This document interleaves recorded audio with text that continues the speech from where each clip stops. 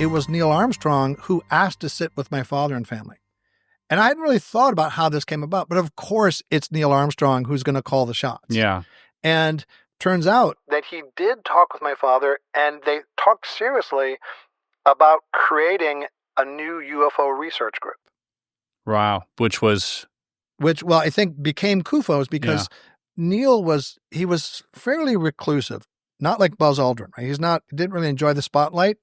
And especially in the early 70s, there was so much more stigma attached to the phenomena that he decided it's just not for me. But for me, some of the most telling evidence are these things. The fact that Neil Armstrong publicly sat with my father, who had a reputation. Had good astronomical bona fides, but was known for UFOs at that time. He sat with him, and I know he talked with my dad about pursuing this. So I don't know what he saw or what he think he may have seen, but he was a, jet pilot, a test pilot, and he decided that there's something going on, and he wanted to work with my father to figure out what it was. Wow. Yeah, I mean, and that's, a lot of people speculate, obviously, that post-moon landing press conference, which that's seems very subdued, so right? ominous and not the energy you'd think you would have coming home. A hero walked on the moon. Everyone in that room, except for those gentlemen, were excited. Yeah, and I don't know. It's hard to know how you're going to react after that momentous of an experience. That's a great point, but definitely not what you'd expect. Yeah. And, I've had friends of mine who are behavioral analysts who look at body language and that type of stuff. And I was like, hey, you want to come do a video? And they're like, not that video. And I was like, why? He's like, Really? I just can't touch it. Yeah. Yeah. Because the body language screams, something else. It screams stress. When you have behavioral analysts do things and look at things, it's why it's not widely accepted, obviously, in court, because you're not lie detecting. Just like a lie detector isn't a lie detector. Yeah. It's a stress detector. Yeah, and people react differently to stress. That's right. Everybody has a different baseline. Correct. Yeah. And so, but for them, you can tell there is stress. Now, whether that's stress of the cameras or whether that's stress of them holding on to a deep, dark secret. Or minders just out of frame. Yes, correct. Yeah, exactly. But anyways, that sounds like an incredible trip for an 11-year-old to be on. Mm-hmm. Is that your earliest memory of, holy crap, what is my dad involved with? No, because there were always reporters coming to the house. He was on TV and radio a lot. And so we're used to this. And even apart from UFOs, he was fairly well known in Chicago for astronomy. He was really tied in with all sorts of groups in Chicago. So it was more sort of the frog getting a bit warmer, not realizing it. But that was a big deal. And it was Close Encounters really where it just blew the lid off things.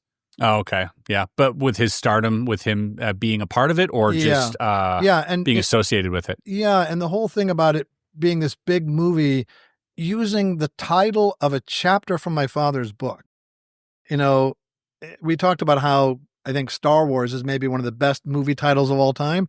Imagine Spielberg in the office at Columbia Studios saying, I want to do this movie. I'm fresh off of Jaws, which is another great title for a movie, right? The one fits word. On the merch and the posters. So good. Close Encounters of the Third Kind. You with me? Horrible title for a movie. Doesn't mean anything. And in the original trailer, which you can find on YouTube, it's like 4.5 minutes long.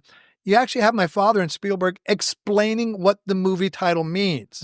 That's not a great way to marketing success for a movie. Well, a close encounter of the first kind is one is close, but nothing really happened. Close encounter of the first kind is visible contact with a UFO. Forget the shape and forget how fast it's going. It's something that you just can't explain. Close encounters of the second kind are those which leave a physical trace.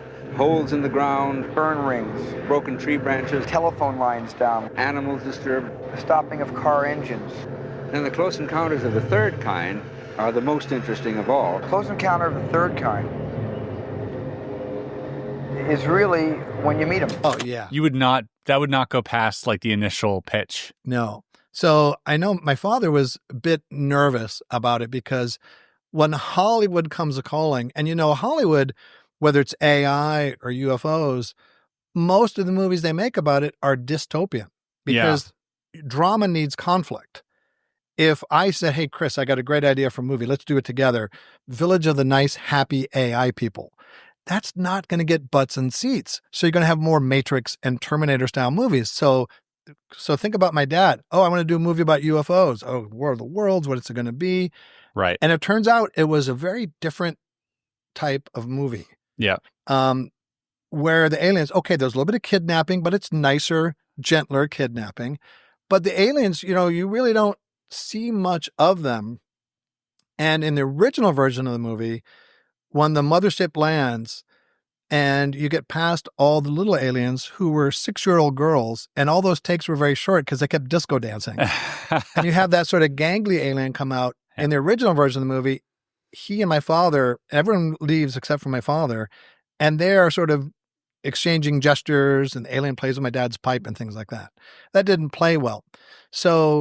But that movie portrayed not only aliens as something not inherently to fear, but along the lines of the title of my father's book, The UFO Experience, it's not just the visual sighting of a craft, but it's the communication, as you know, sometimes before, during, and after.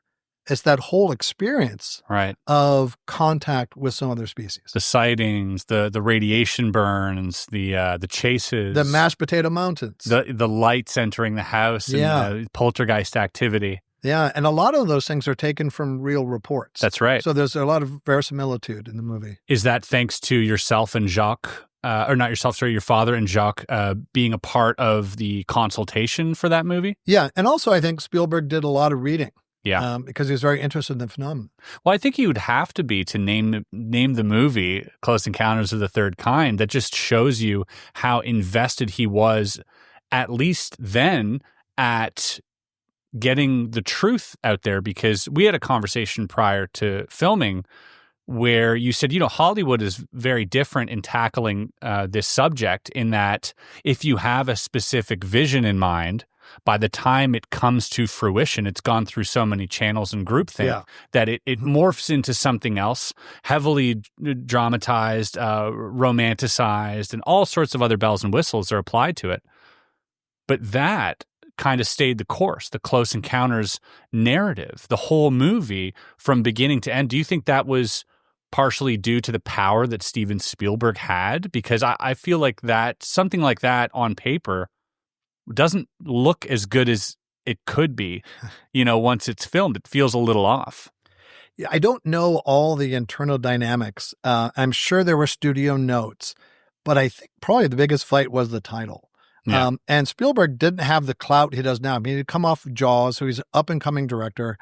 So I'm sure the studio had some input, but I think he was very passionate about it, and it holds together well. So, and it's beautifully shot, 35 millimeter. I mean, the wide panoramics and the effects hold up. They did 75 millimeter on the effects, I think. Yeah, and the clouds are really interesting because they used what they call a milk tank, where they have a big tank of water and they put cream in there, and so that it just looks really good. And that was done by a friend of ours when he was an intern at UCLA. And there's so many fun stories about the movie. And I met Spielberg during filming. My mom had said, hey, the director is coming out. She just said, the director, to meet with your dad. Would you like to meet with them at O'Hare Airport, about 45 minutes from our house? I said, sure. So the day comes to go there. And my mom says, okay, Paul, get ready. You're going to the airport. I said, I don't want to go. She said, you said you're going to meet Steven Spielberg. You are going to meet Steven Spielberg. So I met him under duress. Yeah. Which is probably not something that happens very often to Steven Spielberg. That is incredible. I mean, what a colorful upbringing that must have been. And this is also in the 70s, right? So this is, I mean, all sorts of talk of like the age of Aquarius coming out, very esoteric sort of environment to be brought up in, especially in a household where, eventually at least this idea of UFOs is real and that they exist. Did you see a shift in your father going from, I mean, this is prior to when you were born even, right? So, but did you ever see any inkling of him leaning a little bit more towards this? Again, it's almost like the frog in the increasingly hot water. I think most of his transformation from a skeptic, not to a believer, because that's not a word that scientists use, and I noticed that you studiously avoided that. to an acceptor of the accumulated weight of the data had already occurred. Right. And Jacques and I went to Socorro, New Mexico, site of one of the most famous sightings. And he told me that it was there, that case, 1964, Lonnie Zamora, a policeman, that made my father feel comfortable speaking in public about aliens and not just craft. Wow.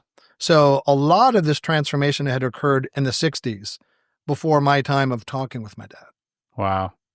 Yeah, that was one of those cases that's hard to deny, especially because the witness was so credible. And I think that's why it became such an important case in history.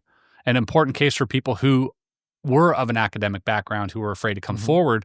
Now they can lean on like an actual witness who, who has practiced ability to, observe things and take notes. And, policemen are very interesting witnesses for a reason that I hadn't quite understood until recently, until my friend Marion Robb told me. She's formed a group called UAPPD. She's a former cop. And, for an Air Force pilot, reporting a UFO is not widely seen as a fast track to career advancement. No. But for policemen, there's an extra element that holds them back. So imagine you go off and you say, oh, I saw a UFO. A month later, you're in court testifying in a completely unrelated case. And the defense attorney says, oh, Mr. Policeman, aren't you the guy that a month ago says you saw some egg-shaped craft landing in the desert? There goes your whole credibility. Sure. So they have not only institutional imperative to tamp down, but this very strong prosaic reason to shut their mouth and not talk about it. Yeah, it's true, which makes it even more compelling.